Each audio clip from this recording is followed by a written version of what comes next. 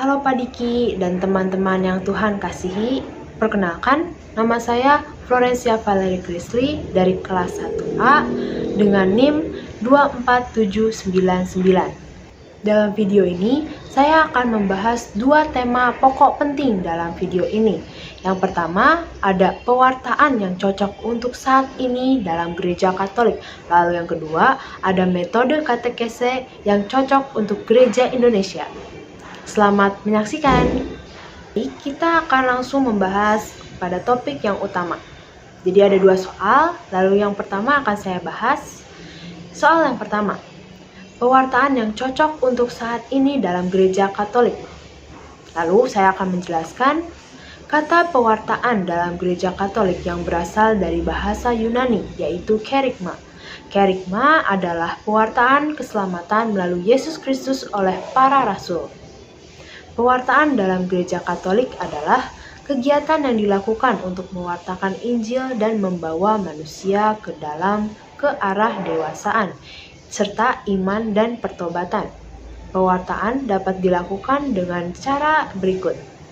Di sini ada beberapa cara. Yang pertama, pendalaman iman, pelajaran agama Katolik katekese, persiapan penerimaan sakramen-sakramen gereja, lalu ada pendalaman kitab suci, dan yang terakhir evangelisasi. Namun, ada juga dalam konteks gereja Katolik saat ini, ada beberapa pewartaan yang cocok dan relevan untuk disampaikan. Dalam era kemajuan teknologi komunikasi, pewartaan iman kepada kaum muda dapat juga dilakukan melalui media sosial dan kegiatan komunitas pemudaan, seperti Orang Muda Katolik atau OMK. Lalu juga, pewartaan dalam gereja Katolik yang cocok untuk saat ini dapat melalui media sosial dan juga kegiatan komunitas kepemudaan. Ada beberapa tema yang akan saya sampaikan untuk pewartaan dalam gereja Katolik saat ini, yaitu yang pertama, temanya tentang kedamaian dan persatuan. Penjelasannya, mengingat situasi global yang sering kali penuh ketegangan, tema kedamaian dan persatuan sangat sering mengajak jemaat untuk menjadi pembawa damai di tengah masyarakat. Dan juga, tema ini sangat cocok untuk pewartaan dalam gereja Katolik untuk dibahas.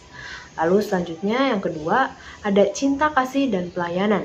Penjelasannya, menekankan panggilan untuk melayani sesama, terutama bagi mereka yang kurang beruntung. Hal ini juga bisa dihubungkan dengan ajaran Yesus tentang cinta kasih. Tentu juga, pada pewartaan tema ini dalam gereja Katolik sangat cocok untuk dibahas. Lalu selanjutnya, perhatian terhadap lingkungan. Penjelasannya, mengingatkan akan jemaat yang tanggung jawab terhadap ciptaan. Lalu yang keempat, keluarga dan komunitas. Lalu penjelasannya, mendorong akan penguatan nilai-nilai kekeluargaan dan juga komunitas, serta mendukung satu sama lain dalam iman dan kehidupan sehari-harinya. Lalu yang kelima, harapan dan juga kebangkitan. Dalam situasi yang penuh tantangan, memberikan pesan tentang harapan dan juga kebangkitan, mengingatkan kepada yang lain akan keselamatan dalam Kristus. Lalu yang keenam, ada panggilan untuk misi, mengajak para yang lain untuk aktif dalam misi gereja, baik dalam maupun di luar komunitas mereka, sebagai bagian dari panggilan universal untuk mewartakan Injil. Lalu yang terakhir, ada kesehatan mental dan juga spiritualitas. Penjelasannya menyentuh pentingnya kesehatan mental dan bagaimana iman dapat menjadi sumber kekuatan dalam menghadapi tantangan hidup. Maka, dengan menyesuaikan tema pewartaan yang sudah saya bahas, dan kebutuhan jemaat juga dapat lebih efektif dalam menyentuh hati dan pikiran umat. Di sini saya akan menjelaskan tugas pewartaan merupakan kegiatan yang dilakukan untuk mewartakan Injil yang berakar dari dalam diri Kristus untuk membawa manusia ke dalam kedewasaan iman dan juga pertobatan. Lalu yang lainnya, tugas pewartaan merupakan salah satu penghayatan misi gereja yang dilakukan oleh keluarga Kristiani. Pewartaan dalam keluarga Kristiani ini dapat dilihat dalam 4 aspek. Yang pertama, mengembangkan pengetahuan iman, lalu yang kedua, mengembangkan pendidikan liturgis, lalu yang ketiga, mengembangkan moralitas, dan yang terakhir, mengembangkan kebiasaan doa. Pewartaan yang terjadi dalam keluarga Kristiani mengambil peran sangat penting untuk pewartaan yang terjadi di dalam masyarakat. Keluarga Kristiani merupakan tempat pertama dan utama bagi seseorang yang mengalami pewartaan, sebelum seseorang itu terjun menjadi pewarta di masyarakat. Lalu di sini saya akan membahas tentang topik yang kedua, yaitu metode katekese yang cocok untuk gereja Indonesia. Beberapa metode katekese yang cocok untuk gereja Indonesia saat ini akan saya sampaikan. Yang pertama ada katekese. Di sini saya akan menjelaskan beberapa metode. Yang pertama ada katekese kontekstual. Metode yang holistik dan menyangkut seluruh pribadi manusia, termasuk dalam aspek kognitif, afektif, dan juga psikomotorik. Katekese ini dapat menggunakan teknologi untuk memperdekat umat beragama, serta menyediakan sumber daya pendidikan agama yang secara gratis. Lalu selanjutnya ada metode bercerita, metode yang cocok untuk anak-anak dan juga orang dewasa, dengan mengisahkan suatu kebenaran, pengalaman, dan juga kejadian. Dan metode ini juga dapat mengikat perhatian peserta katekese. Lalu selanjutnya ada katekese umat. Metode ini juga merupakan musyawarah iman yang merupakan inkulturasi dari budaya musyawarah.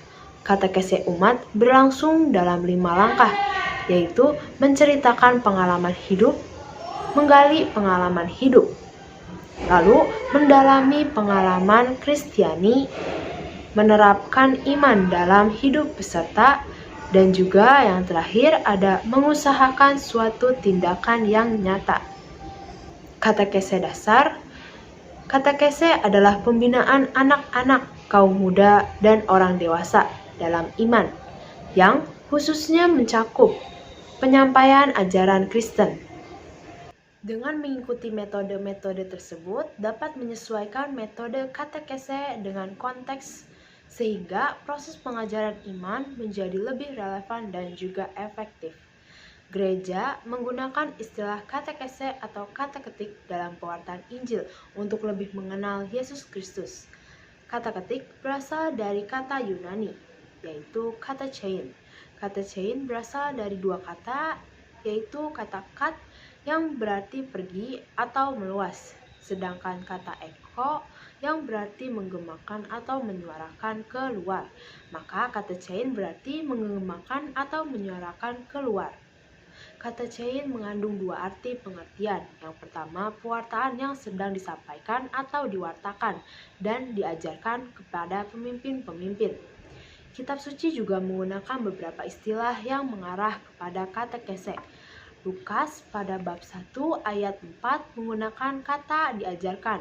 Pada Kisah Para Rasul bab 18 ayat 25 menggunakan istilah pengajaran dalam jalan Tuhan. Pada Roma bab 2 ayat 18 menggunakan kata diajar. Lalu pada Korintus bab 14 ayat 19 menggunakan istilah mengajar. Lalu pada Galatia bab 6 ayat 6 menggunakan kata pengajaran. Dalam konteks kitab suci ini, pada kata katekese dimengerti sebagai pengajaran, pendalaman, dan melibatkan pendidikan iman agar seorang Kristiani semakin dewasa dalam iman. Katekese diperuntukkan pertama-tama kepada orang-orang yang sudah dibaptis di tengah umat yang sudah Katolik. Metode katekese yang cocok untuk gereja di Indonesia perlu juga untuk mempertimbangkan konteks pada budaya, sosial, dan juga spiritual masyarakat setempat. Berikut ada beberapa metode yang saya ingin sampaikan. Lalu yang pertama, katekese berbasis komunitas. Lalu penjelasannya, menggunakan pendekatan ini dapat melibatkan seluruh komunitas gereja dalam proses pengajaran, membangun juga rasa kebersamaan dan juga saling mendukung. Lalu yang kedua, ada metode cerita. Pada metode cerita, menggunakan cerita Alkitab dan juga kisah-kisah lokal untuk menyampaikan ajaran. Dan juga hal ini memudahkan pemahaman dan membuat materi lebih menarik. Lalu yang ketiga, penggunaan media dan juga teknologi. Memanfaatkan media sosial seperti video dan aplikasi untuk menyampaikan katekese, menjangkau generasi muda dan juga orang yang menjadi lebih baik. Lalu yang keempat ada katekese interaktif.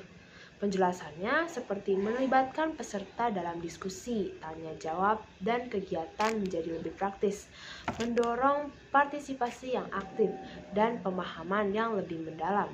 Lalu yang kelima ada pendekatan tematik, mengajarkan tema-tema tertentu yang lebih relevan dengan kehidupan sehari-hari seperti kasih, pengampunan, dan keadilan. Membantu yang lain menjadi lebih mengaitkan ajaran iman dengan pengalaman mereka. Lalu yang keenam ada katekese melalui musik dan seni.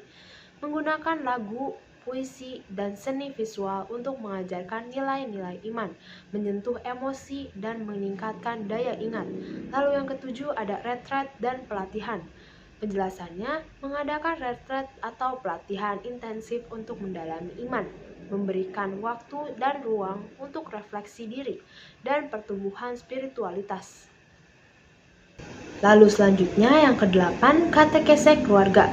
Melibatkan seluruh anggota keluarga dalam proses belajar bersama, memperkuat nilai-nilai iman dalam keluarga. Lalu yang sembilan ada katekese berbasis pelayanan. Mengintegrasikan pelayanan sosial dengan pembelajaran iman, mendorong jemaat untuk menghidupi iman mereka melalui tindakan nyata. Lalu, mengadaptasi metode-metode ini sesuai dengan konteks lokal seperti bahasa, adat istiadat, dan kebutuhan jemaat. Lalu, meningkatkan efektivitas katekese di Indonesia. Mengadakan pelatihan bagi pelajar katekese juga sangat penting untuk memastikan mereka siap dalam menggunakan metode yang dipilih. Baik, itu penjelasan materi-materi yang sudah sampaikan dan pertanyaan-pertanyaan yang sudah saya jawab dengan baik. Sebelumnya saya mohon maaf bila ada kesalahan kata ataupun kalimat yang kurang tepat ataupun saya salah ucap. Terima kasih kepada Pak Diki yang sudah memberikan tugas kepada saya dan juga bimbingan yang telah saya terima. Terima kasih. Tuhan Yesus memberkati.